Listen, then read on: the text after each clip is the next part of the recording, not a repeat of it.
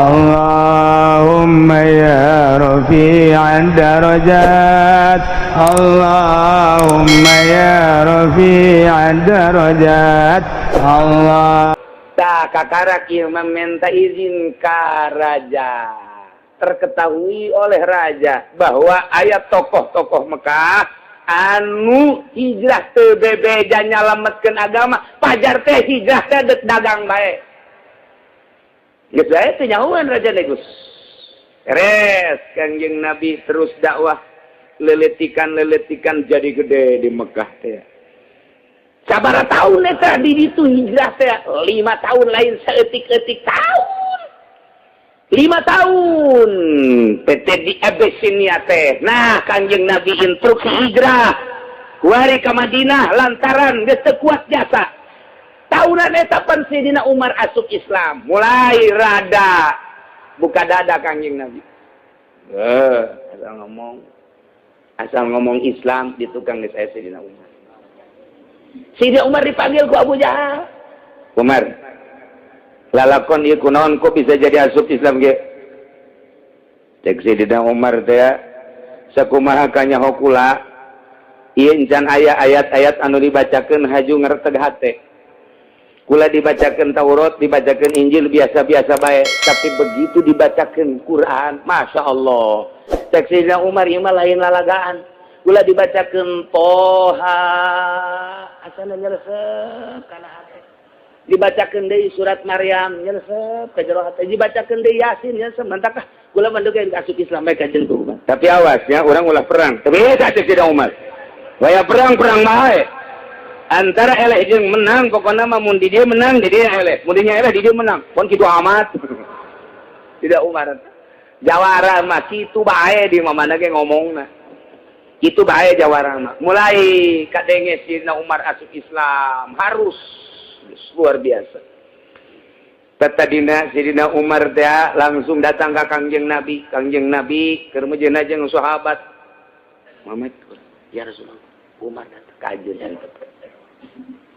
Sedangkan ieu panggis di kieu-kieu bae tah pedang. Jak sahabat teh, ya Rasulullah menghindar bae Umar antep. Beki datang, beki deket. Datang di hareup kitu. Kanjeng Nabi di dieu. Sahabat kabeh, asana ieu mah. Geus di dieu kabeh Muhammad Hasan. Eta kunaon pedang? Ji, cak sahabat pedang ragan. Pedang raga datang gusruk bae ka hareup. Asyhadu an la ilaha illallah wa asyhadu annaka Muhammadan Rasulullah. Ku Kanjeng Nabi terus diangkat, dipeluk ku Kanjeng Nabi. Sahabat kabeh carari kabeh. Anu luar biasa. Lantaran tokoh lain detik tokoh Sayyidina Umar mulai napas Islam rada gede. Luar biasa. Tah Kanjeng Nabi ditinggalkeun ku para sahabat lu tadi, tokoh-tokoh Mekah teh kuari aya deui kalang dada anu luar biasa. Iyalah rahasia Allah Subhanahu wa ta'ala. Mah Sayyidina Umar kuari nu kokoar mah Kanjeng Nabi nama saeutik kokoarna Sayyidina Umar nu gede. Asal aya naon mah cek Sayyidina Umar dakni ya Rasulullah. Tinggalkeun kula nu tanggung jawab. Beung. Geus kok kitu bae Sayyidina Umar Madinah Bukhari na ge dakni ya Rasulullah. Mun aya naon ngomong musyrikin dakni. Serahkeun kula maksudna dakni teh. Gas kula mah. Beung. Kanjeng Nabi ge eta teh nu sibuk asal aya naon mana keula tenang mar tenang. Ulah kayu ge. Asal Kanjeng Nabi berangkat Sayyidina Umar di dieu. Asal musyrikin rada kenceng bae toel dakni. Eta urang lamun kok kitu hirup resepnya. Ieu lamun aya jawara aju jadi kalang dada kiai, masyaallah. Atupan ieu mah jawara nangan teu ngegel doang. Sawareh tapi aya teh Sayyidina Umar lain lalagaan. Masyaallah dina Bukhari geus dijelaskeun dakni ya Rasulullah. Serahkeun ka abdi, tinggalkeun. Ku abdi geus tuan mah ka tukang. Mantak asal aya Kangjeng aya Sayyidina Umar musyrikin tungkul nih ya. Moal bisa. Mulai harus tepati ngaganggu teuing. Nah Kangjeng Nabi rada aya napas terus dakwah tapi penganiayaan anu luar biasa. Sayyidina Umar dia hampir teraniaya. Sayyidina Umar rusak itu gagana geus dikakalakeun. Komo Kangjeng Nabi mah ku Abu Jahal. Dek dibunuhkan waktu di open barkeun ge. Saha anu menangkeun Muhammad? Hirup atau pae? Diberes 1000 onta. Eta teh kapan di Mekah memang hijrah tah. Mulai ku ari Kangjeng Nabi siap hijrah. Gancang caritana hijrah lah ieu masih keneh nu kitu hijrah kedua masih di Abyssinia keneh. Nah ieu mendek nyaritakeun lanjutan ayat anu kamari la tajudan asyaddan adawatan lil ladzina amanu yahud. Yakin anjeun Muhammad bakal manggihan ka pangbuang kawarah anu musuh nu ngamusuhan ka jelema anu iman teh adalah Yahudi jeung musyrikin. Al yahuda wal ladzina asyraku wal manggih Muhammad pangbuang kawarana pangbiadab-biadabna Yahudi. Mantak cek Kangjeng Nabi sing ada Yahudi mah ma qalla yahudiyun bi muslimin illa hamma biqatli. Tepati duduaan Yahudi jeung Muslim kecuali di jero hatena boga maksud dek kabunuh bae di mana bae. Iraha bae di mana bae kitu bae Yahudi mah. Asal duduaan bae jeung mukminin jeung muslimin endek na ngabunuh bae. Mantak moal eureun-eureun Yerusalem. Moal eureun-eureun Yahudi Bani Israel. Moal eureun-eureun dijajah lantaran Yahudi geus persekutuan jeung Nasrani Amerika. Moal eureun tah mah. Di awal geus dicaritakeun lantan nanti tu walan tabdo angkal Yahudi walan Nasara hatta tattabi'a millata Yahudi. Antak cek Kangjeng Nabi maqalla Yahudiyun bi muslimin ila hamma biqatli. Tepati duduan Yahudi jeung muslimin kecuali nya nama dek nagara kebae.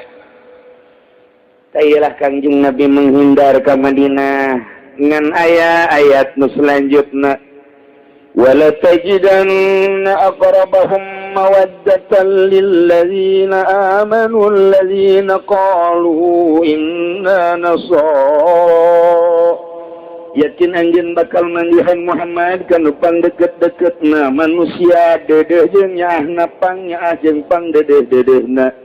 Kajelema anu iman sabalikna nu tadi mah manusia nu pangbuang kawarah-bangkawarahna. Kuari mah manusia nu pangdedeh-dedehna nyaeta jelema anu ngaromongna inna nasoro kami mah agamana nasoro nu ieu dalika nu mantaknya na boga kadeudeus boga kanya pohara jasa ka jelema mukminin bi anna minhum qissisina wa ruhbana wa annahum la yastakbirun. Sebab nasoro eta mah di antara maranehanana aya ulama-ulama ahli Injil, aya tukang-tukang ibadah, aya pendeta-pendeta jeung wa annahum la yastakbirun. Nasoro eta mah henteu takabur ku turunan, henteu agul ku payung butut. Nyana mah rendah diri, tawadu, muncek Allah bener-bener mencek Allah salah-salah. Henteu nyalahgunakeun ayat-ayat Injil. Mun dina Injil bakal datang Muhammad nyana keur ngarep-ngarep. Mun dina Injil dijelaskeun bakal aya Al-Qur'anul Karim nyana keur ngarep-ngarep. Ieulah nasoro ieu. Bakal kapan ngingke ku anjeun Muhammad. Karena mentak Kangjeng Nabi begitu hijrah teh ke Madinah, sanggeus hijrah mulai aya perseteruan jeung Yahudi. Didinya perang Badar Kangjeng Nabi sanggeus perang Badar kucar kacir kapan musyrikin jeung Yahudi teh. Perang diawali ku perang Badar, sanggeus perang Badar selesai. Tokoh-tokoh Quraisy teh terbunuh di antarana Abu Jahal terbunuh. Jeung tokoh-tokoh nu lain, wah Islam Masya Allah luar biasa. Musyrikin Mekah kuari kesulitan tinggal aya hiji deui ye. Urang teh kuari tokoh urang 17 terbunuh ieu teh di Badar teh. Wayana sakitu deui tokoh anu hijrah ka ditu urang bunuh kuari mah. Yo urang datang. Musyrikin Quraisy utus 2 tokoh.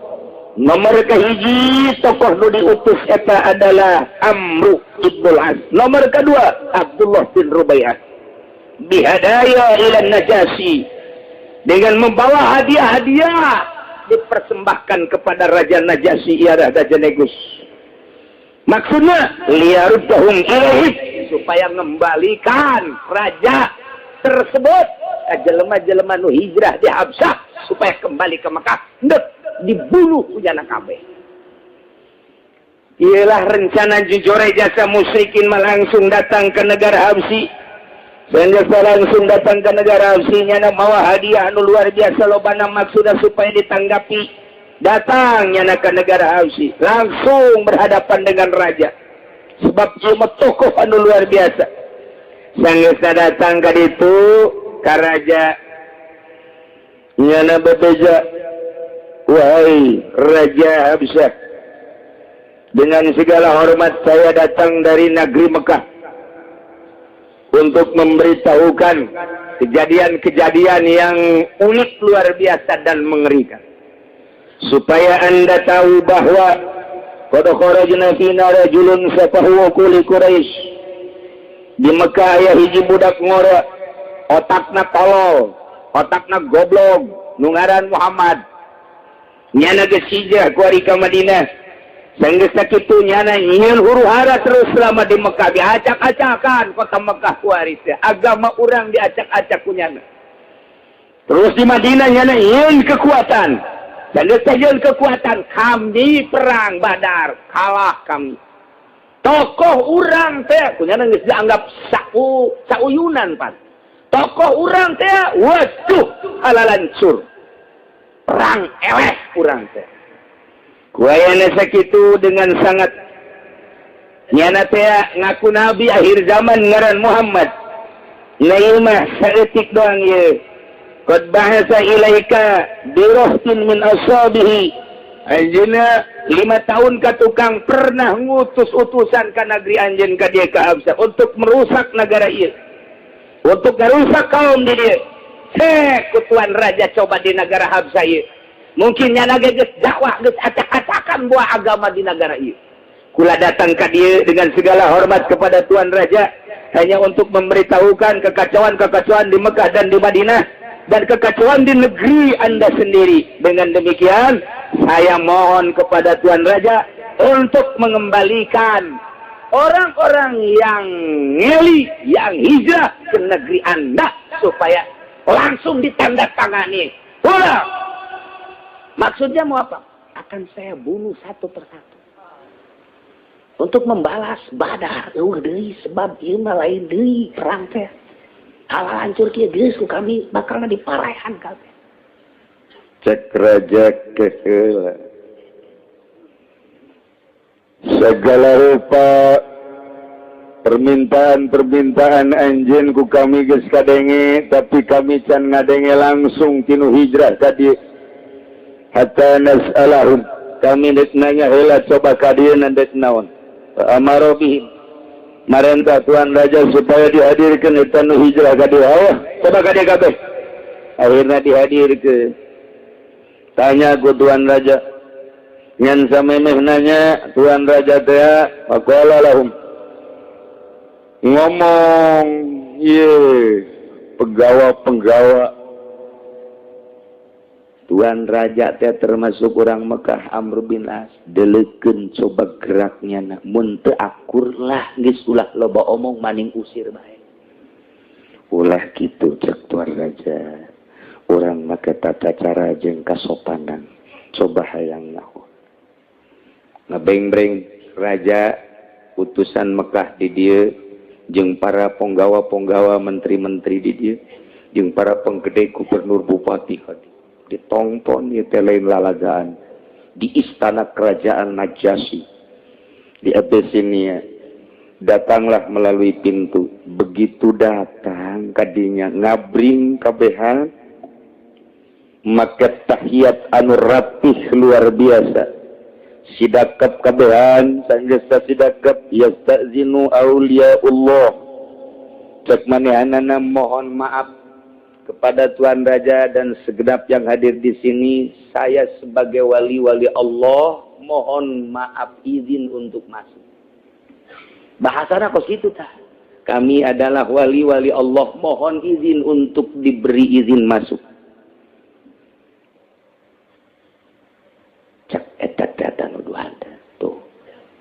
wali Allah. Pantes sopan eta ka urang.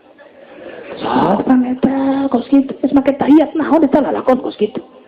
Geus mendingan ulah kebal-kebal bari ke bae hancur. Tenang. Ketua raja izadulahum izinan dengan kumaha bae caranya na bertahiyat bertata krama silahkan asup eta kakak di pintu gerbang begitu asup marhaban bi auliyaillah cak tuan raja selamat datang berbahagialah kepada wali-wali Allah sak utusan teh pan gila jeung dipake kahaya gitu wali ulah nyebut wali apa lu ih naona setan gitu tenang falamma dakhulu alaihim salamu barang arasub kabehan urug salam assalamualaikum sopan luar biasa raja can ngajawab lantaran kan Islam ngan tungkul doang tungkul tetep mulai di dia reaksi faqala rahtu minal musyrikin ayyuhal malik ala nara anna sadaqna annahum lam yuhayyuka bitahiyyatika allati tuhayyu biha lain takula geus jarita bahwa sing hade lamun lain make tata krama nu biasa dipake tata krama ka Gusti ka Tuhan saya teh pan teu sambarangan berarti jangan geus kalawan ka urang geus kieu mah lain sambarangan tamu nu kos kieu mah ulah dibere lembar mending usir bae sababnya anak geus make tata krama nyala sorangan teu make tata krama nagara urang jeung agama urang mending usir bae eta kaum kabeh gubernur menteri na ngaromong kitu kabeh ngan raja doang henteu utusan Mekah kitu menteri-menteri na kabeh penggawa-penggawa na kari itu kabeh geus ulah kebal-kebal mending usir bae mah bahaya ieu mah hileud gila dia mah bahaya. Tapi tuan raja tenang heula. Urang dengikeun heula kalem bae. Faqala lahum al-malik tuan raja ma mana'akum an tuhayyuni bi tahiyati kunaon anjeun teu make tata krama nu sok biasa dipake tata krama ka kuring. Make tata krama cara-cara urang dina Injil kunaon teu make kos kitu.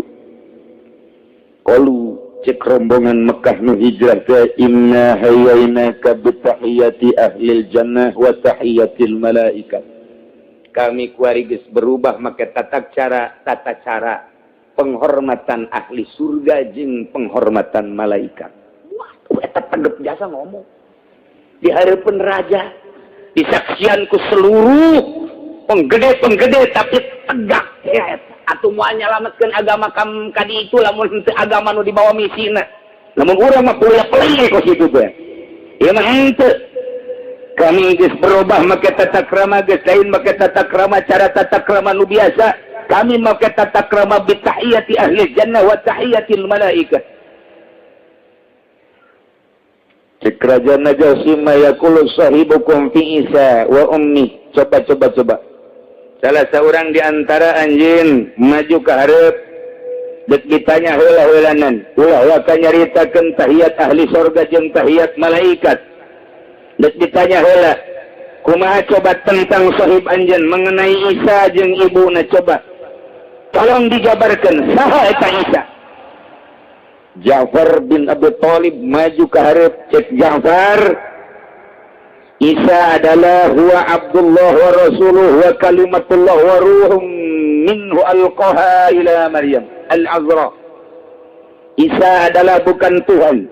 Isa adalah hamba Allah dan utusan Allah dan Isa adalah kalimatullah dan ruhum minallah yang dilahirkan oleh Siti Maryam al-Azra, bukan Tuhan. Masya Allah. Eta dihareupeun Kristen eta. Anu dua teh utusan udah ngabunuh sikat habis tenang Masya Allah poharaku gagah-gagah tinggi Ja'far teh ke kerajaan Najasyi coba tolong jelaskan tentang Maryam saha eta Maryam iya annaha al-azra'ul batul Maryam adalah seorang wanita perawan yang murni, yang bagus, yang berpangkat siddiqah. Dia adalah bukan istri dari Tuhan. Dia bukan anak Tuhan. Dia adalah hamba Allah yang diangkat oleh Allah menjadi siddiqah, bukan siapa-siapa. Jawaban Anda begitu tepat benar, itu Ja'far bin Abi Thalib. Sangatnya gitu Raja Najasyi turun ke handap nyopot kayu. Copot kunyana kayu dikiekeun. Diacungkeun, dikiekeun eta kayu. Cek Raja Najasyi, "Ma zada sahibukum ala ma qala Isa qad hadha 'ud."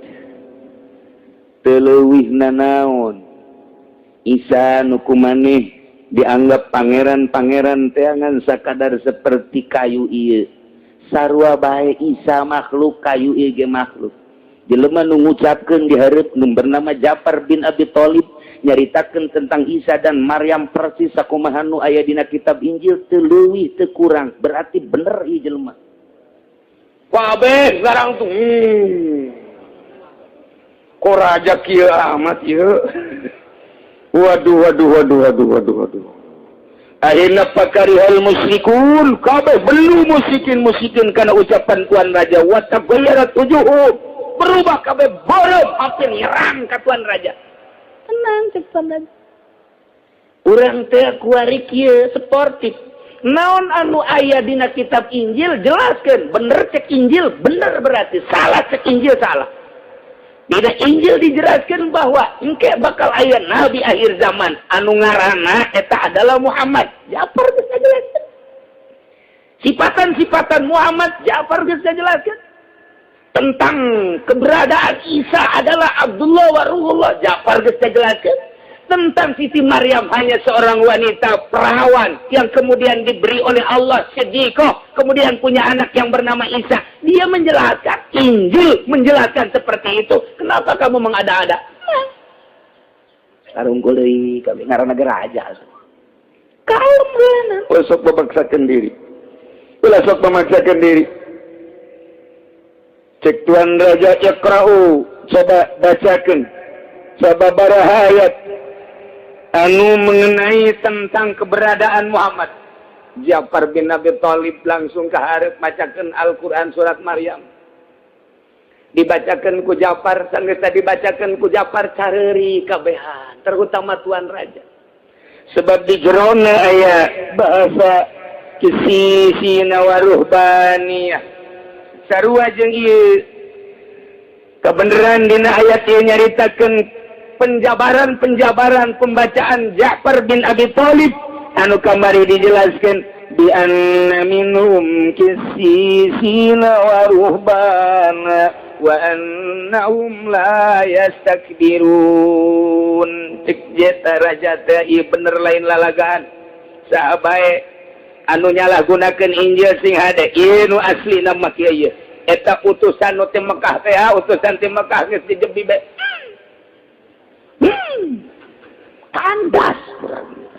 Kandas ya. Muhammad ieu sihirna ku hebat-hebat teuing. Datangkan di negara batur ge haju percaya kieu. Teu beres ieu Muhammad ieu. Nyana Noel bae. Tuan Raja. Karena situasi tidak mendukung, situasi tidak kondusif. Naon eta kondusif? Aing geus teu nyaho. Saya pulang aja. Dia beres, tidak beres sekian. Ya udah, kamu pulang sana. Sampaikan kepada orang-orang Mekah bahwa orang-orang yang hijrah ke Habsyah, ke Abyssinia, saya sebagai rajanya tolong salamkan bahwa utusan ini adalah benar sekali dan Muhammad itu adalah betul-betul nabi akhir zaman. Ulah loba ngomong kan raja. Ulah dikembangkeun tah ngomong ke situ tah. Wes, sama tinggal. Wah, high-five ya. Sial. Aing mau hadiah. Hadiah itu punya dicokot. Jangan aku situ. Masya Allah.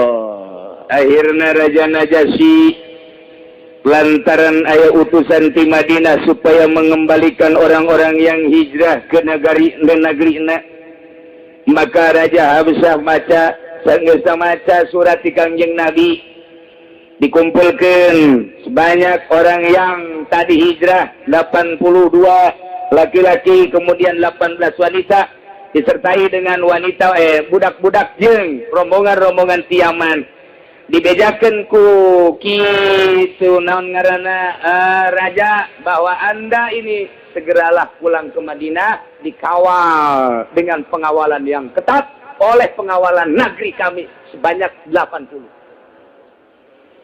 Dikawal ku 80 siksa kalbat 70 pengawalan dikawal mulai naik kapalna supaya salamet kabeh dikawal datanglah ke Madinah dengan pengawalan yang ketat diawali di kitu ngaranna dikawal ku 70 bala tentara datang salamkeun cak Raja Najasyi kula sebagai raja anu geus ngamankeun ieu umat Muhammad ka negeri kami alhamdulillah eueuh nanaon cuman aya nu maot satu ialah maot eueuh masalah sama maot biasa wungkul istri daripada Ummi Habibah suami daripada Ummi Habibah manehanana maot di Abyssinia nah ialah cuman satu yang meninggal maka dengan demikian amankah di jalan diamankan ku 70 bala tentara sampailah ke Madinah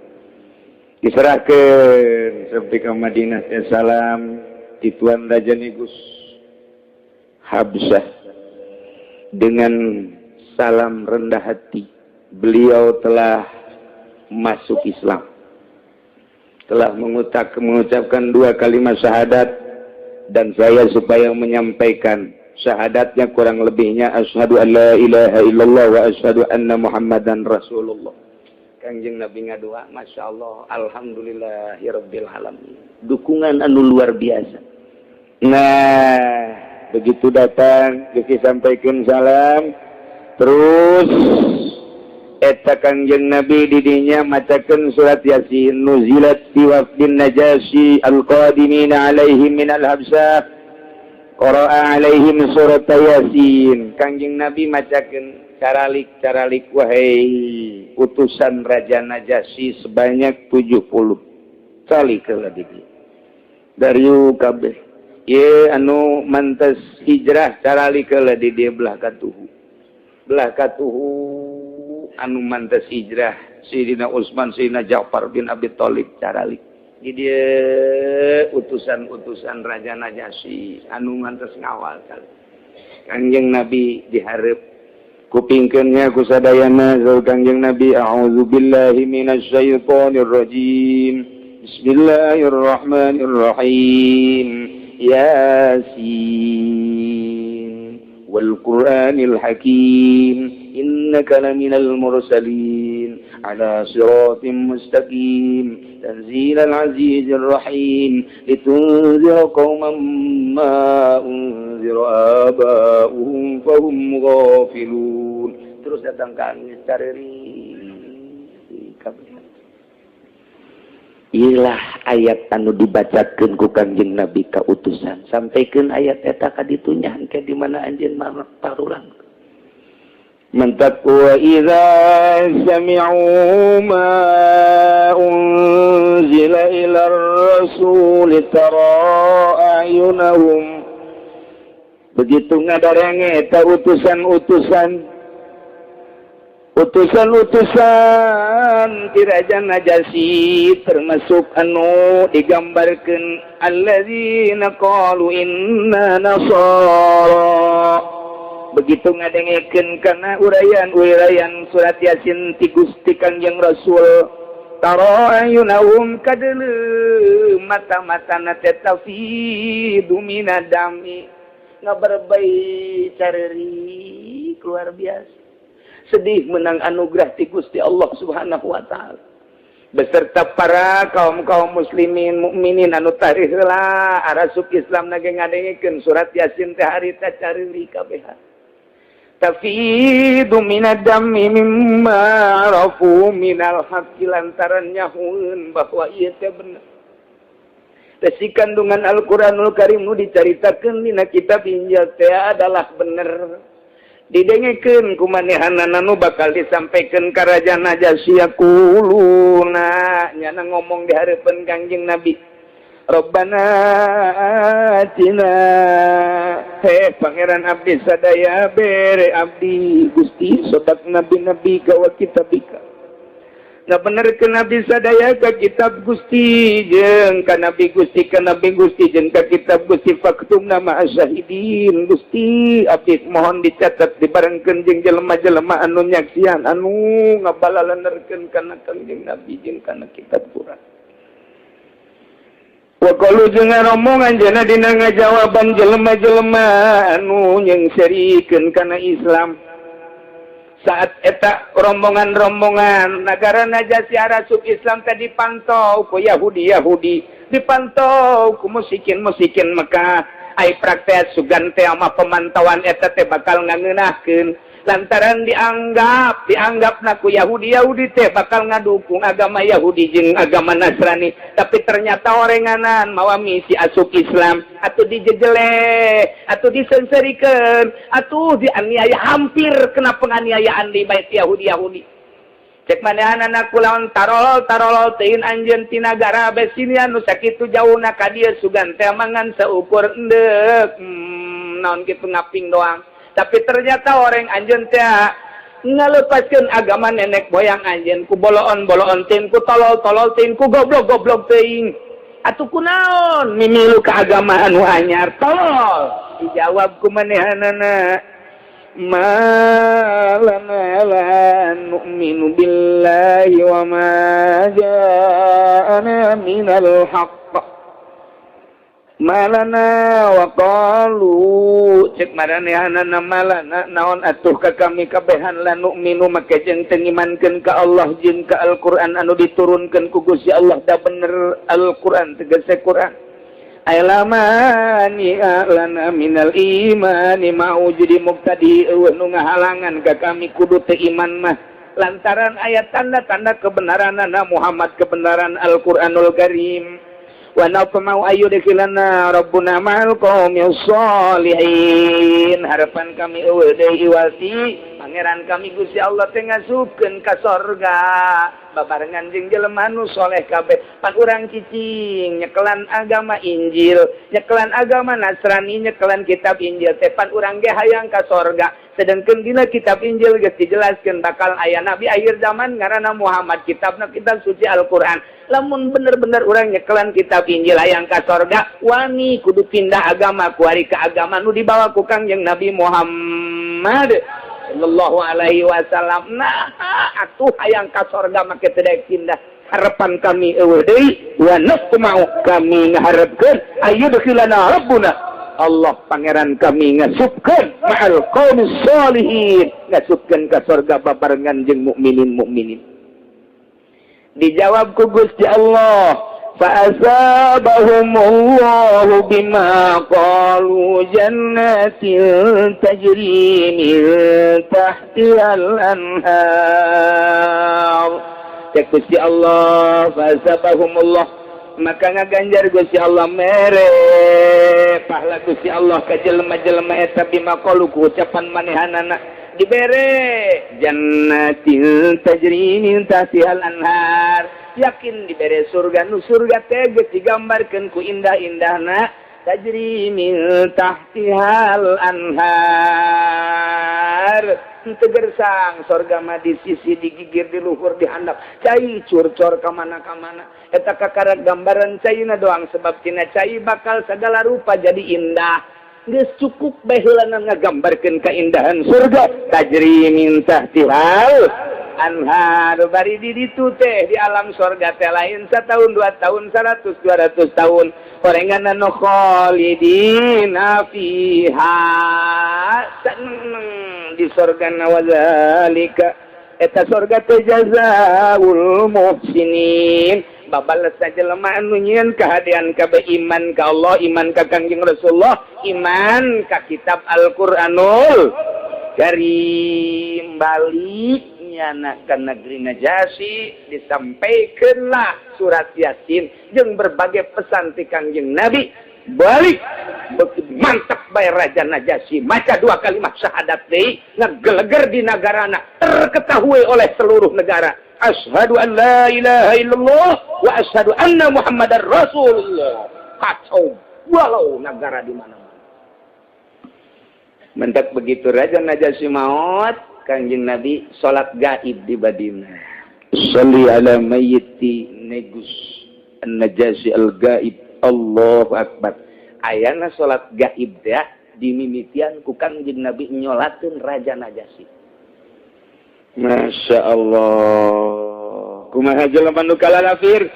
Walladzina kafaru ari jelema nu kalalafir mah nu nyekelan Taurat keukeuh nu nyekelan Injil keukeuh agamana terus-terusan Kristen bari tahrif Kristen wa kazzabu bi ayatina jeung ngabohongkeun ka kitab-kitab urang ka ayat-ayat urang ka ayat-ayat Allah.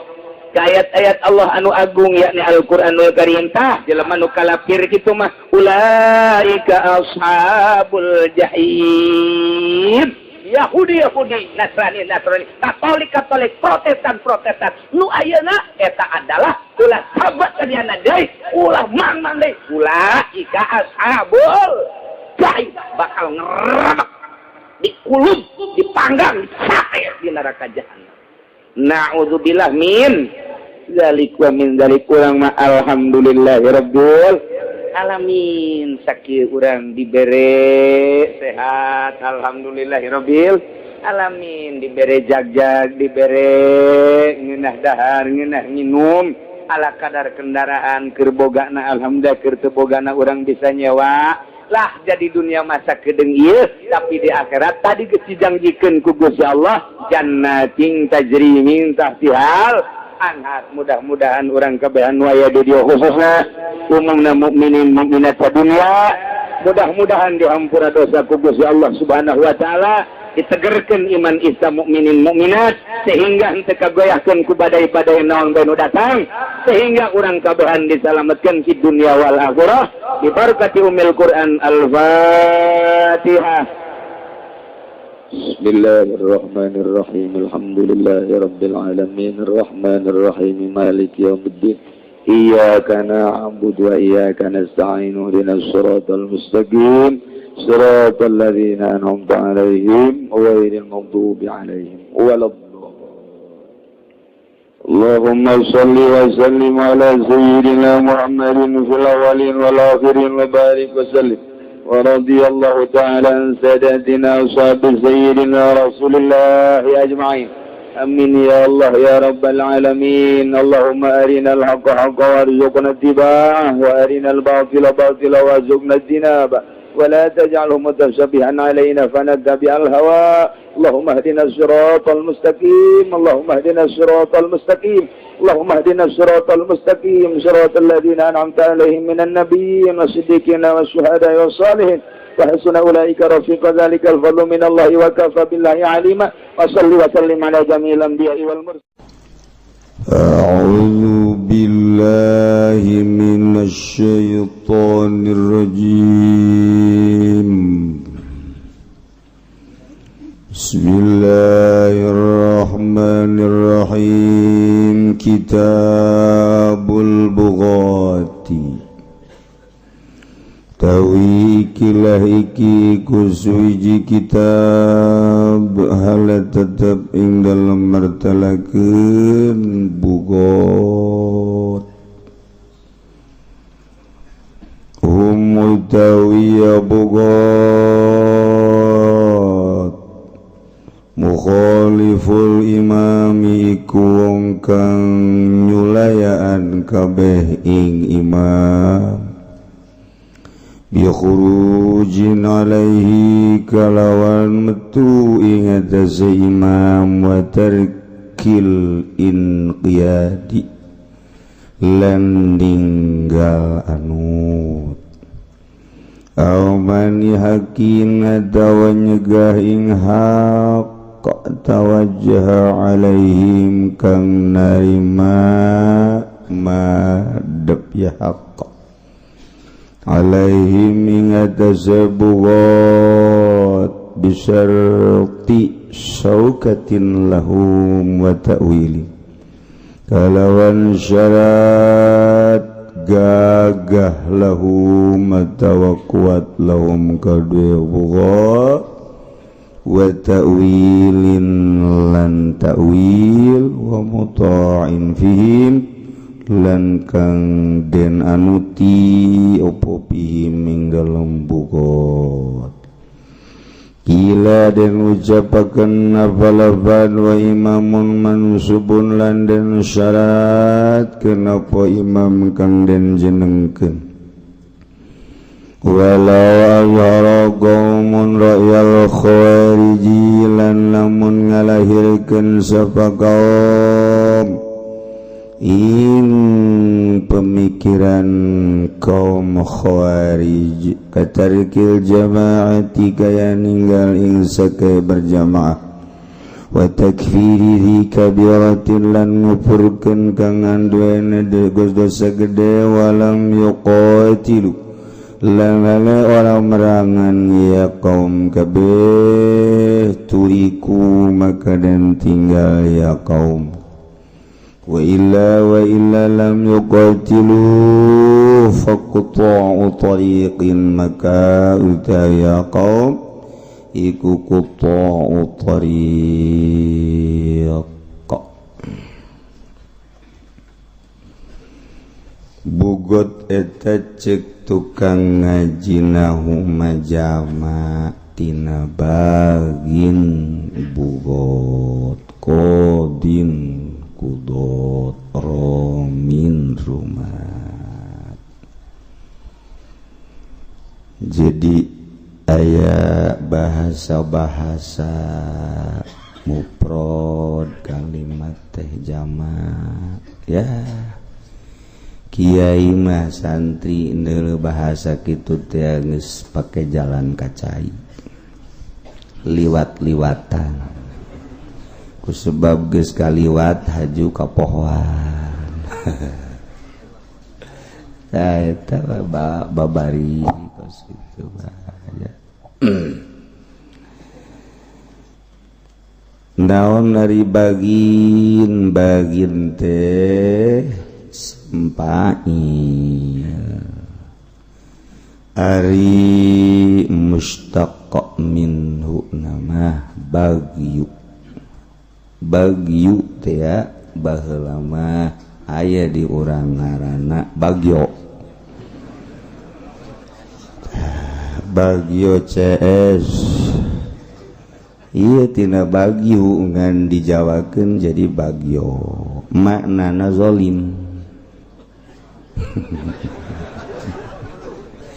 jadi bagyu teh lacut az-zulmu wa mujawazatul haddi zalim lacut melangkahi batas melebihi batas keterlaluan berarti keluar tina kamistianana nu kitu ngaranna bagyo is always dead eta si bagyo babaturanana jeung si gombloh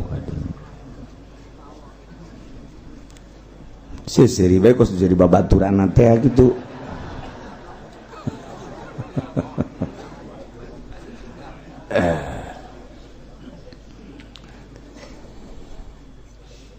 sebuah negara Islam didirikan di atas hukum-hukum Al-Quranul Karim untuk mendirikan keadilan, kejujuran, nembongkeun hak sakumaha mistina anu dibawa ku afdalul makhluqat ialah junjunan alam Kangjeng Nabi urang Kangjeng Nabi Muhammad sallallahu alaihi wasallam dibentuk sebuah negara Islam pakai aturan-aturan Al-Quranul Karim Setelah Kangjeng Nabi wafat dilanjutkan ku khalifah pertama ialah Sayyidina Abi Bakri Siddiq radhiyallahu anhu. Setelah Sayyidina Abu Bakar Siddiq wafat dilanjut deui ku Sayyidina Umar bin Khattab radhiyallahu anhu. Nu ngalanjutkeun tambuk Al-Qur'anul Karim di atas sebuah negara katilu ialah Sayyidina Utsman bin Affan radhiyallahu anhu. Terakhir tina khulafaur rasyidin mantu Kangjeng ku anjeun sekaligus sebagai alokna ialah Sayyidina Ali bin Abi Thalib karramallahu wajhah. Ialah khulafaur rasyidin, penerus penegak keadilan di muka bumi. Anu endek dilaksanakeun teh hukum-hukum syariat, wajib salat, undang-undang negara teh ngawajibkeun salat, ngawajibkeun zakat, ngawajibkeun puasa, ngawajibkeun haji, ngaharamkeun mabok, ngaharamkeun zina, ngaharamkeun maling, ngaharamkeun judi. Maka ketika larangan-larangan tersebut dirumpak, nyieunlah negara tersebut sanksi. Sangsina ketika mabok samanina jaldatan, rangket 80 ciridat. Ketika zinahna zina muhson, pernah nikahnya rajam sampai pae. Lamun manehanana maling, datangkan nisab minimal 4 gram emas, potong leungeunna sakit. Dan selanjutnya.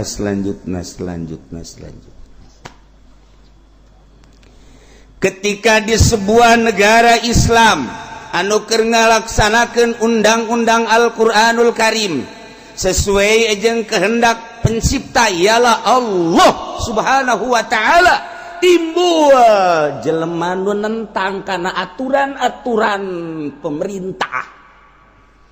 Jelema nu nentang kana aturan-aturan pemerintah teu nurut kana undang-undang anu enggeus diciptakeun dibuat ku pemerintah Islam tersebut, jelema nu teu nuturkeun undang-undang ngaranna penggerak kebatilan, bugot ngaranna. Kara kurang ngarti kuarina. Oh, bugot teh kos kitu kuarina.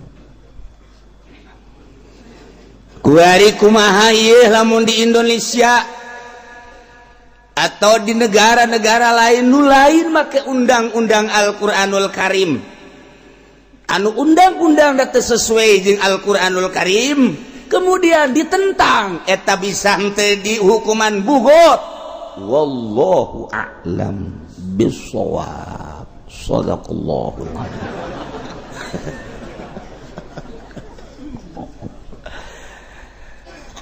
Jadi lamun hasil muktamar pernah menyatakan orang yang menentang aturan-aturan pemerintah bugot, nyanggakeun sadaya-daya.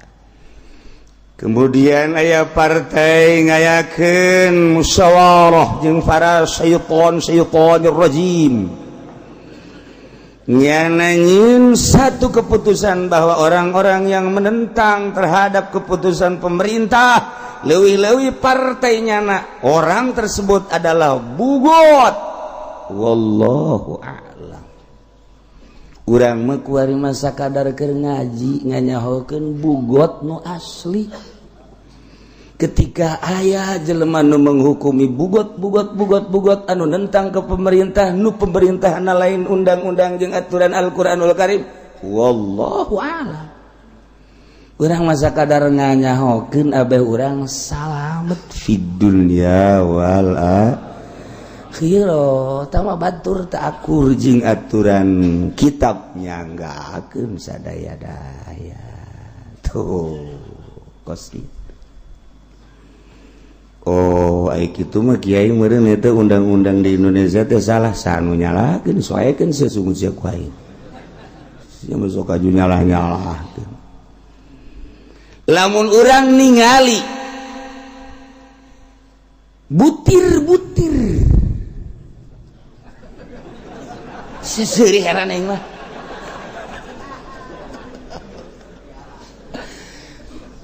Pancasila urang tingali satu ketuhanan yang maha esa. Guru aing baheula esa. Di Jawa henteu esa nya nama esa. Atuh geus bae kuari aing esa bae. Padahal mah atletik mah esa aing ge. Nyana teu daekeun esa ta guru. Satu ketuhanan yang maha esa. Urang nyebut murid esa bu esa. Ya udah titik-titik atuh ka ditu.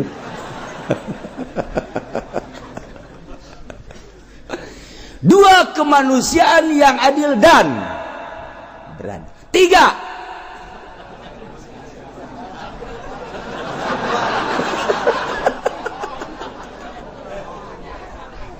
persatuan.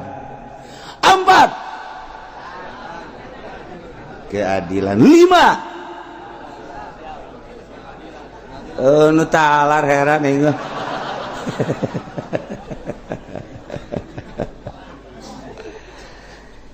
Lain sambarangan butir-butir Pancasila teh kunaon eta timimiti ketuhanan yang Maha Esa. Kedua, ketiga, keempat, dan kelima ditendana di burung Garuda. Burung Garuda eta adalah burung anu eueuh pibuktianana di alam dunia. Penuh makna jeung penuh arti. Mun ku urang dihartikeun pamatukna, mun ku urang dihartikeun jambulna, ku urang dihartikeun jangjangna, ku urang mun dihartikeun sukuna, ku urang mun dihartikeun beuteungna. Nah, ieu teh kapan lain lalagaan burung Garuda teh. Anu bisa ngayapak ka muana bae. Tur eueuh pibuktianana burung Garuda. Lamun urang ngaji di Ukudul Juman aya contoh burung Garuda. Mun urang ngaji di Jamul Jawame aya contohan burung Garuda. Kunaon dijadikeun contoh pari pibuktieuna nama eueuh di Indonesia dijadikeun lambang negara burung Garuda. Eusina ketuhanan yang Maha Esa di jero burung Garuda ditempelkeun ketuhanan yang Maha Esa, keadilan dan lain sebagainya. Butir tersebut teh aya dina Al-Qur'anul Karim, dibawa ku burung Garuda ngapak ka mana bae, bahkan terus nembus langit ka hiji, langit ka dua, langit ka tilu, langit ka opat, langit ka lima sampai Sidratil Muntaha. Jauh ieu burung Garuda nama. Jih, otak pikir.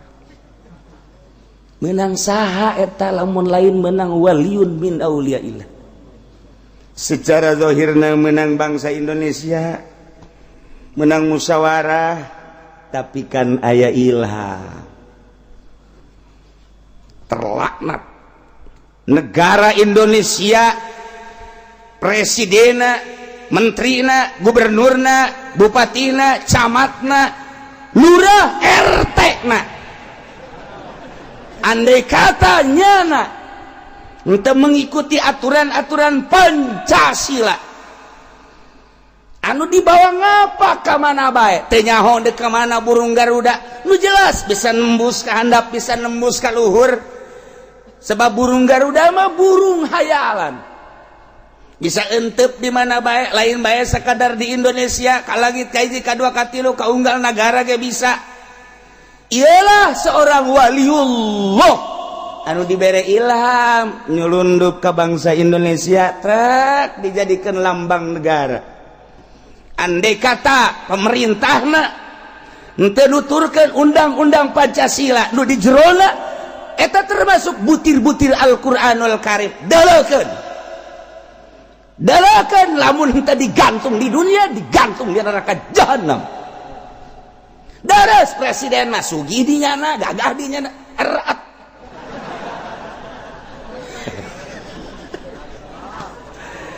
Arau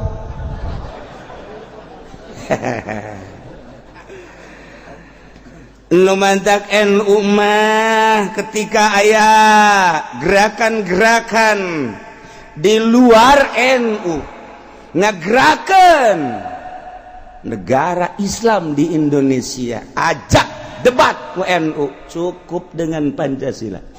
Yang salah bukan undang-undangnya, oknum-oknumnya.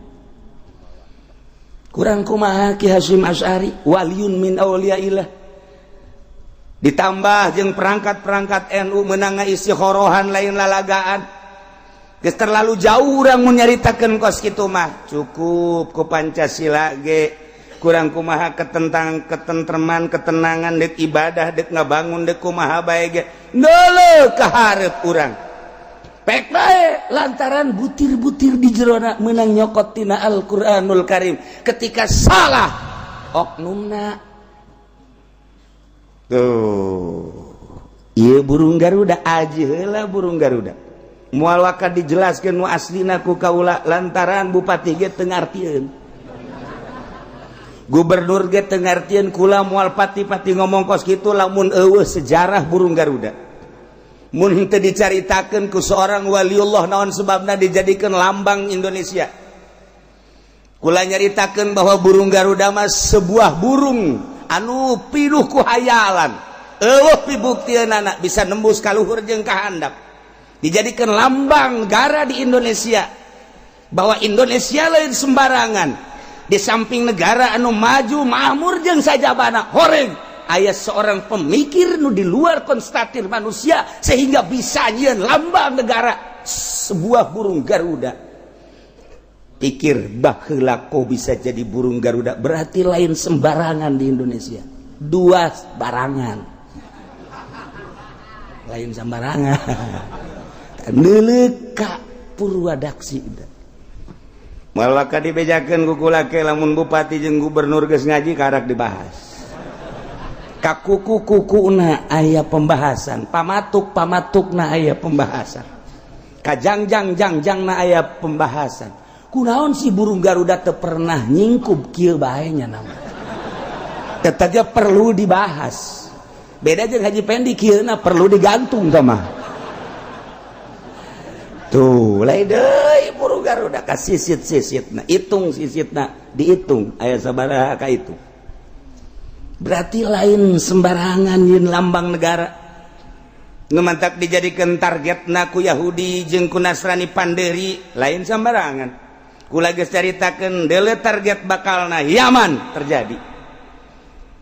Deuleu target negara-negara Timur Tengah terakhir kakarak Indonesia.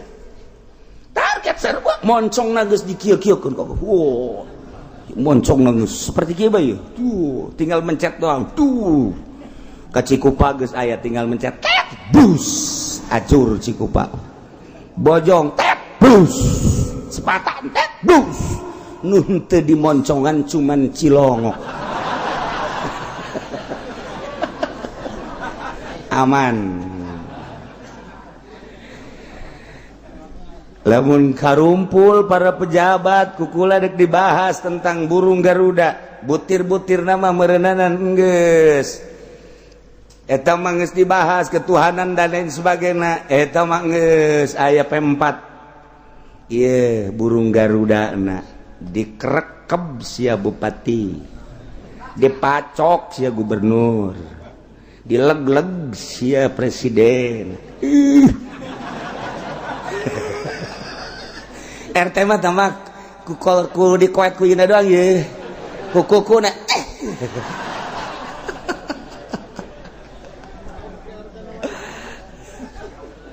sebuah negara anu gede, nu lebar, nu luas, kaya raya tiba heula. terketahui tongkat jadi tanaman. Masya Allah, kurang nyin empang teu dilakukan timbul lauk sorangan sepugul entah mata maya. Utak ujeng-jeng saja bana. Indonesia Masya Allah, nancep gendang dari segede kia doang cet, beti lu bulan ditarik ambalaya, gua gede kia.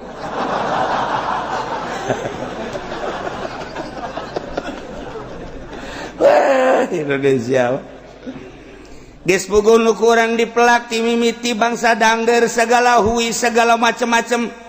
Lamun urang geuleuh Karawak kidang kasempatan bangsa Kucai, bangsa Bayem dan lain sebagainya. Oh, di tanah salos dipelakan, panen, jual, sebodoh.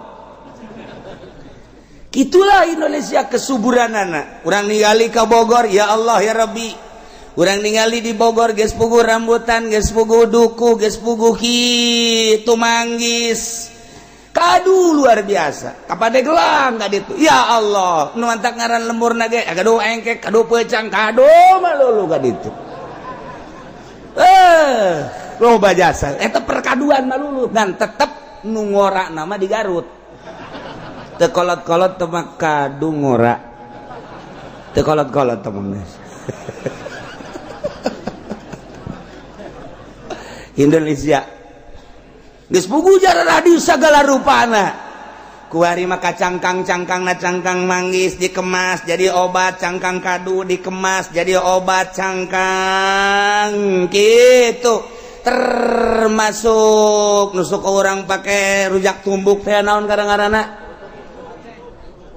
cangkudu anu raragagan teu puguh kuari mah diaralaan ka kembang-kembang nu aya di kuburan, dicokotan, dijual. Kunyana diinum pake teh ngahijinya na jeung arwah-arwah. Indonesia kuari timbul batu-batu. Weh, baheula mah hanya Kalimantan doang boga kucubung. Kemudian Maja Kalimaja doang, kemudian Garut boga batu Garut doang, kemudian orang ke NTB boga mutiara NTB. Hanya eta bae dipasarkeun geus utek-utekan kuari teu kira-kira urang ngadenge aya giok 3 kilo panjangna. Beuh budak kasih giok. Beuh. Lain lalagaan mah geus puguh giok Aceh, geus puguh giok itu Padang dan lain-lain sebagainya. Ngadadak di Kalimaya ge batu bangkong jadi Kalimaya.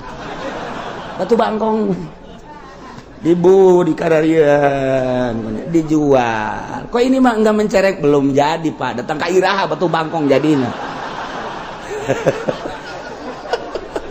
Jalan bantu nyawa tuh nurut bae, ini bongkahannya batu bangkong menang dihandapeun kolong imah.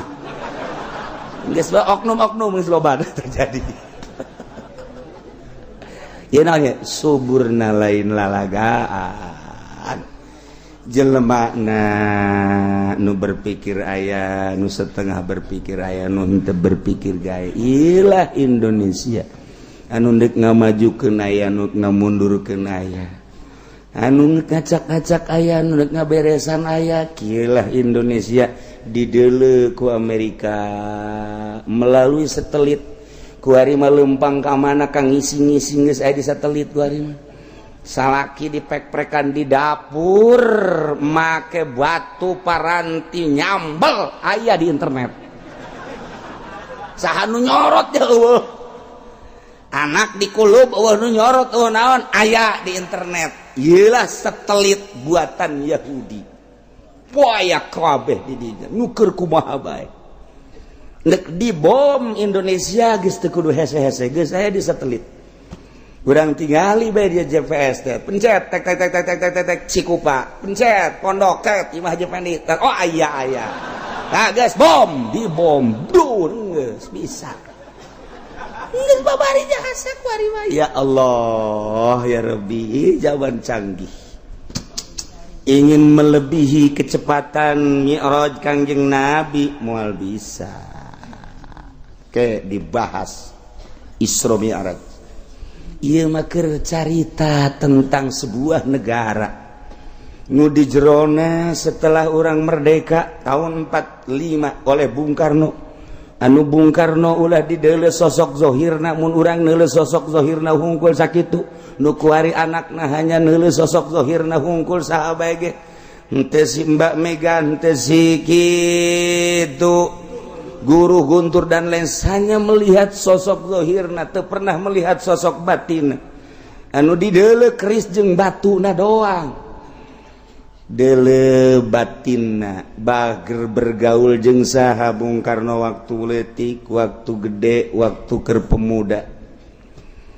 Cianjur Kiai saha nu diwauhan ku Bung Karno di Sukabumi, di Jakarta, di Tangerang, Serang, Pandeglang, khususnya Jawa Barat, kemudian Jawa Tengah, Jawa Timur, melangkah terus keluar. Di Padang saha babaturan Bung Karno jeung patilasan Bung Karno aya di Padang. Di Kalimantan saha babaturan kiaina aya patilasanana. Sakitu waktu anu singkat Bung Karno selalu ninggalkeun patilasan-patilasan. Boro-boro di Tangerang, di Karawang aya patilasan Bung Karno, lain jelema sembarang. Urang lamun zarah ka ditu, tuh kan nok naik parahu teh ka mana? Panjalu patilasan Bung Karno aya di Karawang patilasan Bung Karno aya, di Tangerang rekan-rekan Bung Karno ambalaya, di Bandung patilasan Bung Karno aya, Jawa Tengah, Jawa Timur, di Gunung Luhur aya patilasan Bung Karno. Dengan waktu anu singkat, janganana umurna pendek, ketika nyana bergerak jadi proklamator kan ngawara keneh, kok loba patilasanana percis kos urang. Pengkolan itu urut aing, pengkolan itu urut aing, pengkolan itu urut aing, ambalaya anak aing kabeh. Aing paeh ieu lain ninggalkeun harta hutang ambalaya, bayar ku si anak. Cak anakna tek modar gitu tah Abah. Patilasanana urang kos kitu balu.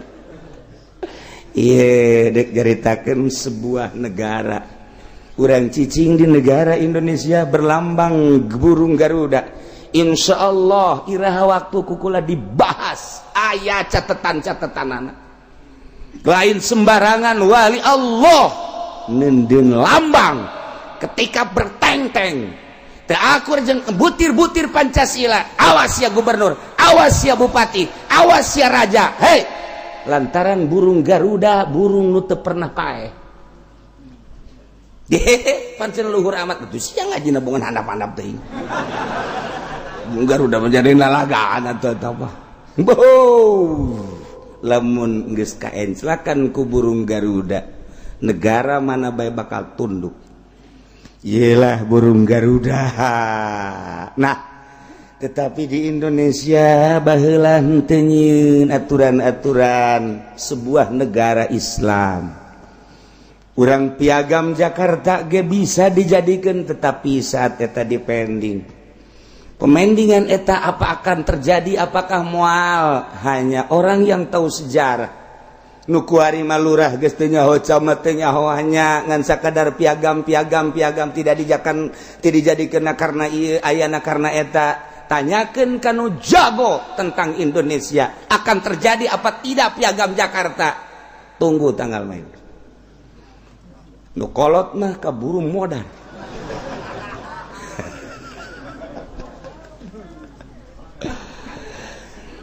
Sebuah negara undang-undangna Al-Qur'anul Karim belah dituna khalifah nu kuari dijadikeun sultan, dijadikeun amir, terakhir khalifah Turki. Selesailah kekhalifahan. Nah, ieu mah penentang hukum-hukum di sebuah negara Islam. Nu ieu pemerintah teh keur ngalaksanakeun roda politik da sesuai jeung Al-Qur'anul Karim. Kemudian aya jelema nu nentang kana aturan-aturan tersebut. Orang tersebut berkelompok ngaranna bugot. Ialah nu bakal dibahas ku urang mesti kumaha eta bugot. Tuh. Masya Allah, lengkap guys.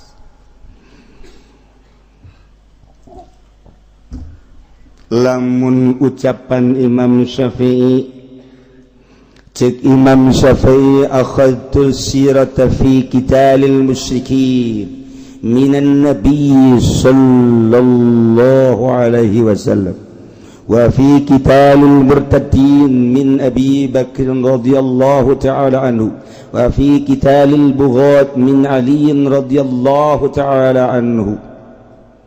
Kaulah mengambil sejarah dalam peperangan, satu peperangan baheula ketika orang ningali peperangan Kangjeng Nabi di zaman Kangjeng Nabi perang melawan musyrikin, maka wajib diperangan orang-orang yang menentang di sebuah negara karena berlawanan akidah nyanana musyrik, maka perangan jelema musyrik diambil tina sejarah junjunan alam Kangjeng Nabi Muhammad sallallahu alaihi wasallam.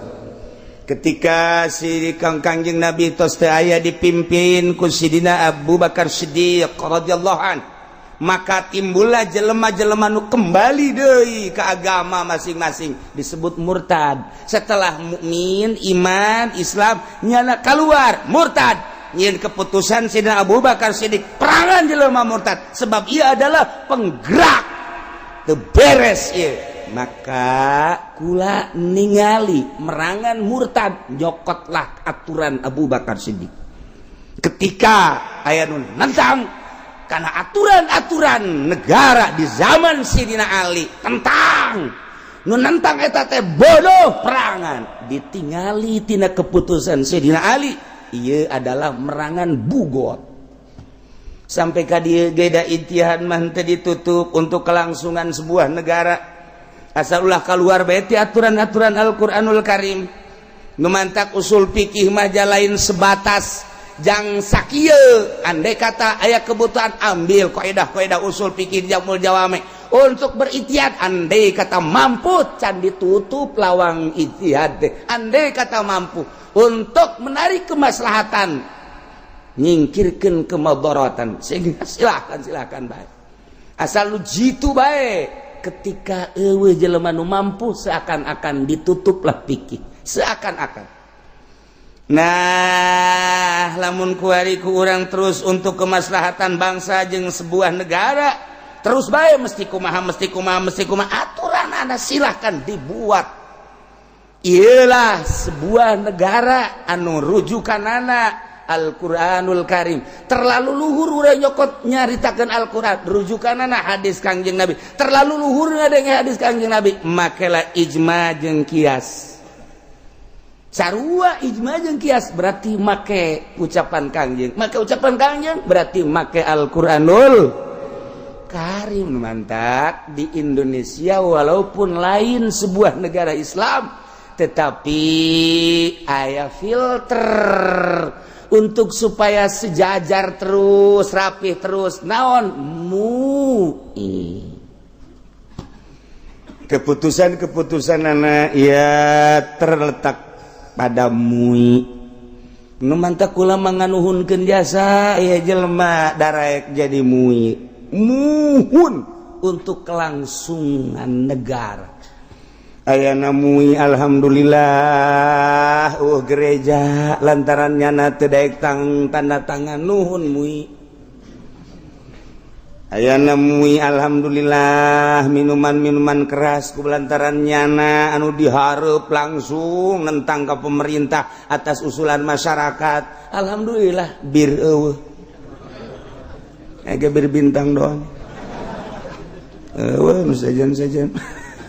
MUI tanggung jawab di harapan Allah bakal nemui untuk kelangsungan sebuah hukum di Indonesia. Jadi rencanakeun baheula negara namakeun wae negara demokrasi, tetapi lantaran mayoritas Islam ialah urang nendeunkeun MUI. Kelangsungan hukum-hukum Islam terletak pada MUI. Keputusan-keputusan negara kudu nanya heula ke MUI bertentangan henteu si jeung aturan Al-Qur'anul Karim. Mestina kan kitu. Alhamdulillah di Indonesia Ya alhamdulillah lah bos. Seperti itu. Nah, kunaon eta baheula Bung Karno make henteu nyieun sebuah negara. Deuleu pidato awalna. Pidato awalna luar biasa. Ku anfusakum wa ahlikum naro. Eta bae. Luar biasa Bung Karno. Kita menjaga diri urang ulah ka neraka. Kita ngajaga ahli urang ulah ka neraka.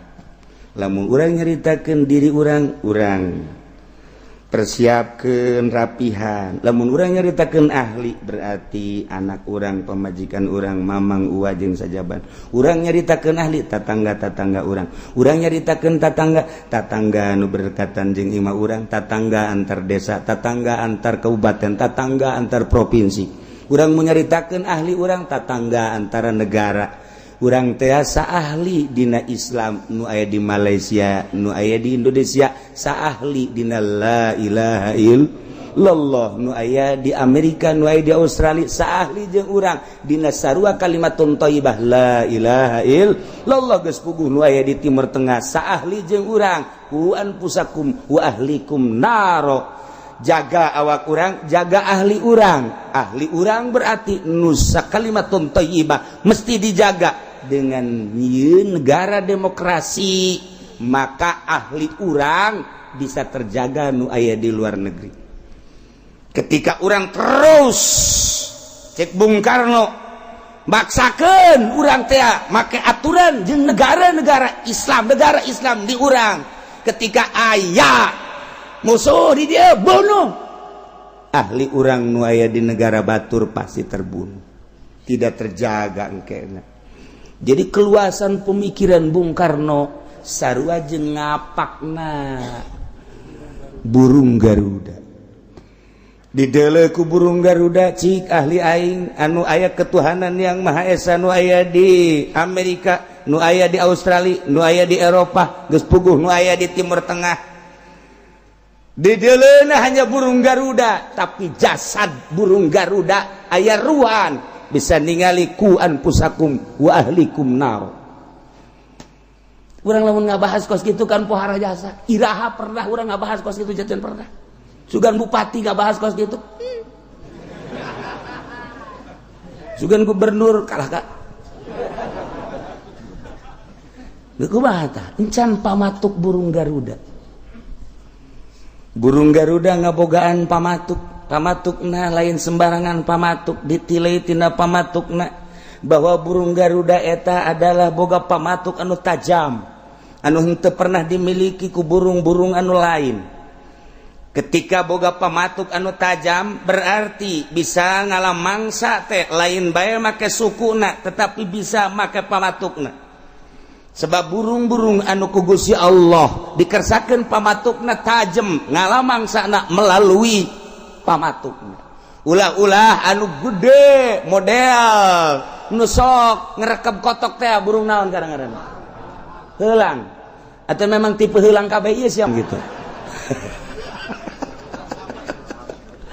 Burung Garuda lebih tibatan pamatuk baregara, leuwih tina pamatuk burung-burung anu sejen. Naon eta ayana ge dihareup lain lalagaan nyana bisa culak cileuk kaluhur jeung kahandap dek matuk mangsa ketika teu akur jeung butir-butir nu aya di jero.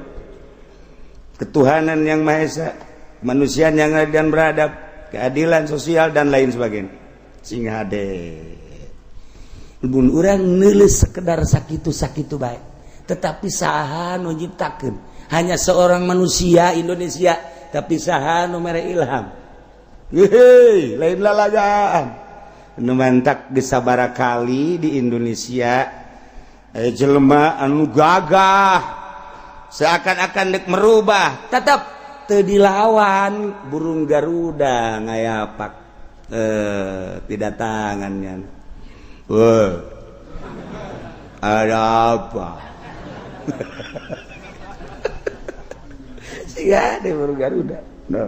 Ieu jarita bugot. Saha bugot teh?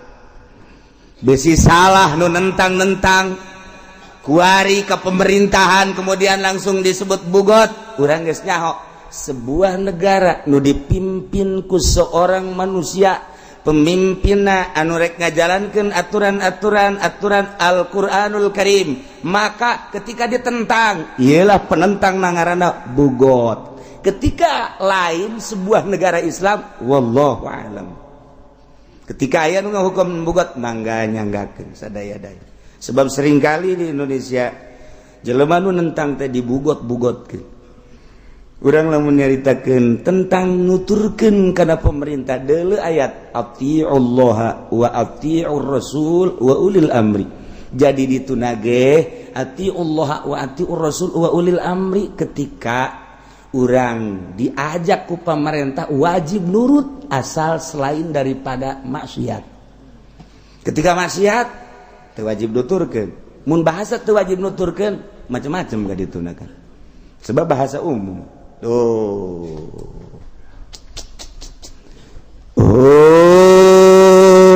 Mukhaliful imam bugot eta adalah manusia-manusia anu nentang ka imam, ka raja, ka presiden bihurujin alaihi, ku sebabnya na keluar karena aturan-aturan pemerintah. Tarkil inqiyad telurutnya na ka aturan imam. Wa man ihakin tawajjah alaihim, nyana nyegahak anu disangharepkeun ka manehanana, nyana embung nentang. Ieu bugot lain perorangan. Perorangan mah lain disebut bugot bagin. Enca. Kelompok-kelompok kecil teu boga kekuatan lain bugot. Bugot mah bisyarti syaukatin lahum, dengan syarat boga kekuatan, terorganisir, nyalajeun kekuatan organisasi sangat rapi, ialah ngaranna bugot, penentang terhadap keputusan pemerintah. Nyanana geus boga aturan sorangan seakan deuk ieu negara di dalam negara. Bugot ngaranna. Kurang lamun ningali di Indonesia mah alhamdulillah bugot. Walaupun negara urang lain negara Islam ieu mah heur keur carita kabeh manut ka pamarentah, deuk salah deuk bener. Deuk salah deuk bener. Pokokna nurut ka pamarentah, ge beusi kehilangan.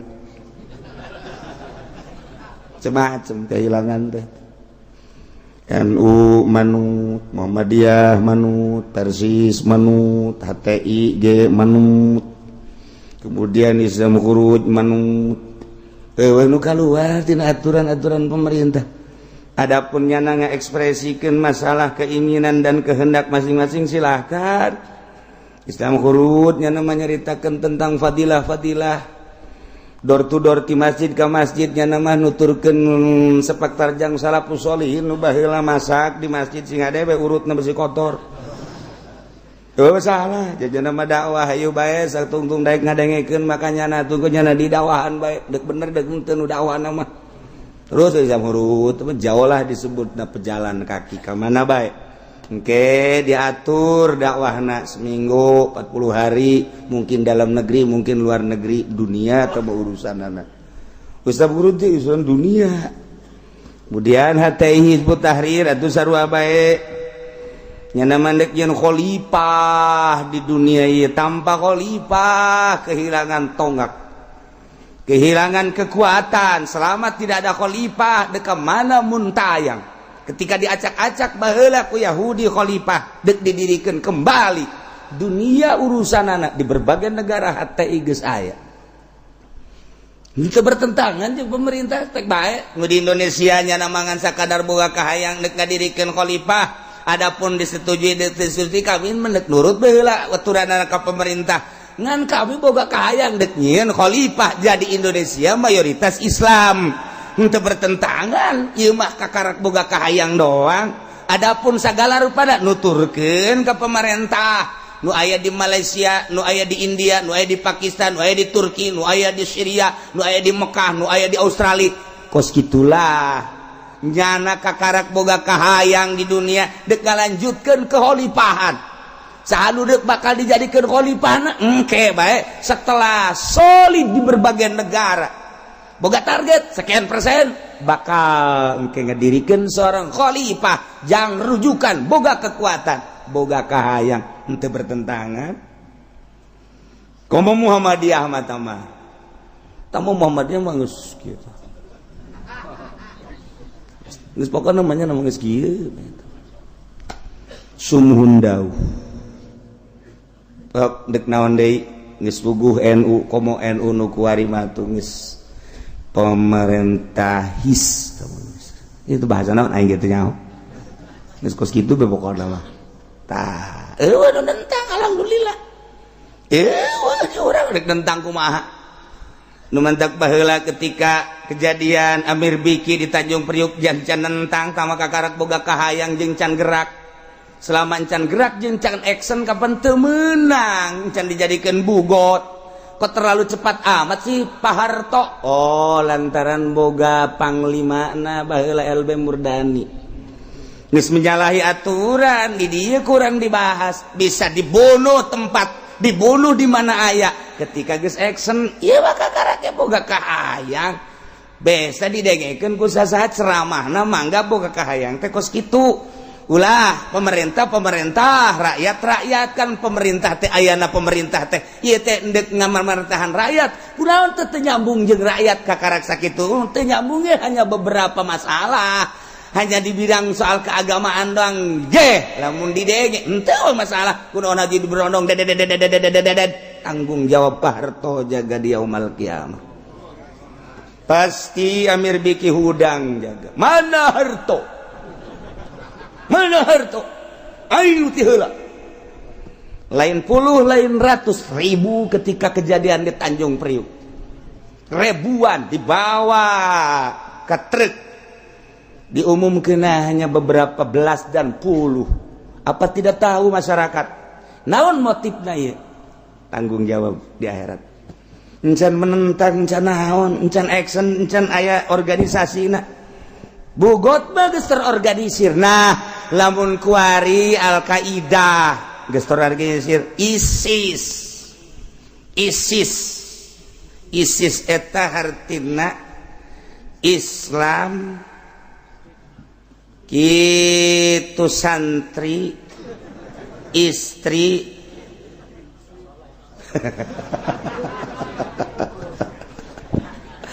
teu kumaha aing we fokus kitu ieu jeung kumaha sia urang mah ISIS lain ieu teu puguh kan ISIS mah ku urang senjata aya negara geus dikuasai di berbagai negara Indonesia bagai geus aya agen-agen ISIS kemudian nembakanannya nama sahabat nu teu nurut kanyana dek Islam tah dek kafir dek Yahudi tetapi lamun ku urang ditinggali perjalanan ada Yahudi mah hanya satu Islam mah sekian ratus Kristen mah hanya satu nu ditembak tapi Islam mah teu jauh ti buatan si eta wallahu a'lam kuari teu puguh teu karuh Yaman dibom ya iyalah aju di Indonesia kadar itu arasub ISIS anu ditanya ku urang mun ditanya sia ya asub ISIS jihad fisabilillah lain naon gaji gede di Indonesia gaji leutik cek dia atuh sia mah urusanna ka ditu ku bantu pokona aing mah gaji gede bagus lah balik ka dieu meuli mobil aing hayang meuli mobil hayang nyeun imah nyandung oh sia urusanna kos kitu geus lain jihad fisabilillah nu dideuleu adalah urusan-urusan pibeuteung. Iya kerkacau kuari di dunia. Masya Allah. Kubatah jang bangsa Indonesia. Iya tuh tenang wae urang mah. Nu perang di Syria, nu paeh kamari di bojong aya aja. Teu perang teu naon ge paeh bae. Atuh kalem bae sih. Nu perang di Irak harirup kene. Tapi di sepatan mah paeh bae, di luhur kasur deui. aduh ku batu atuh tenang bae cenah eta nu parah loba jasa di rumah sakit umum tah deui geuring tuh nu teu geuring ge paeh wah atuh tenang bae sih paeh mah lain ku perang lain ku susah lain ku penyakit iza jaa ajaluhum la yastakhiruna sa'atan wa la yastaqdim perang ku masalah nu penting jihad fisabilillah daripada orang paeh di luhur kasur haju teu para rugu mendingan orang paeh keur nyekel senjata urang katembak dah sorga kadeung masya Allah ya kuari urang keur jihad ieu ngaranna ieu asal niat nu bener badi mah masing-masing maksudna teu boga kontek-kontekan jeung selain ngaji ai kitu mah uga urusan jeung selain ngaji tukang wuduk teh tukang sate teh jeung jahe teh tah mah lain deui tah urusanna teh mah kumanyana bae aing mah ngaji bae bebeneran cenah ka dituna bener geus ngajina ge aing mah neangan tihang beuh ditu maksudnya bae khusu cek kana batur balik jana masih kieu bae khusu-khusuna deres ditihang masih kadeuleu keneh ieu mah nya pojoknya nyumput kopi aya rokok aya cek nya aing teu neuleuh meureun aduh hum mukhaliful imam ya penting ya bugot ulah sok ngabugot-bugot kan mentak penting ya lain lalagaan ieu mah urusanana urusan sebuah negara urang kan bangsana urang kan kaumna umatna kunya nyaho encan aya bugot-bugot di urang encan aya eta nu ditembakan zaman Amir biki encan terorganisir perorangan lain tamah kejahatan penentang imam nugus terorganisir bener-bener dek ngalawan nyana eta kakarak bugot mukhaliful imam bi khurujin alaih nyana keluar karena aturan pemerintah tarkil inqiyad teu daek nurut ka pemerintah kelompok maksudna aw madi hakin tawajjah alaihim atawa nyana nentang kana hak ngalarang nu disanghareupeun ka nyana titah mayar anu cek imam cek negara nyana embung ialah kelompok bugot bisyarti syaukatin lahum dengan syarat kuat gagah wa ta'wilin jeung takwil wa muta'in pin jeung diturut deui nyana nu mantak terorganisir ge aya ketua aya wakil aya sekjenna aya dewan suro dewan tanfid berarti ieu kan diikuti berarti geus terorganisir secara rapih jeung tertata aya ADART nah ieu bugot masya Allah gila cek sakaul disyaratkan deui wa imamun mansubun pemimpin anu didorong dijadikeun ku rakyat yen pemimpin anu bener-bener sah anu milih kepemimpinanana bahwa si eta anu kudu dipimpin ieu nu milihna lain jelema buta nu milihna lain jelema torek nu milihna lain jelema bodoh tetapi nu milihna nu ngabogaan wawasan maju ke depan secara politis, secara ekonomi, secara budaya untuk memajukan bangsa jeung negara si eta jadi pemimpin teh nah iyalah pemimpin anu bener-bener geus dijadikeun ku rakyat karena rakyat boga wawasan untuk memajukan bangsa jeung negara lain ngan sakadar dekajak ngacak jadi raja teh tetapi jang umat urang lamun neuleuh di Jakarta teh aya taman anggrek belah dieuna teh aya gedung di luhur hebat jasa masyaallah kukula di deuleu bae ngeunaheun jasa eta kana hate ngeunaheun jasa pajak dikembalikan kepada rakyat tiis perasaan hate masya Allah aya deui belah ditu saeutik tuh kan ningcet eta mah nu gede eta mah nu belah ditu mah lain deui ya Allah menyelesaikan masalah tanpa masalah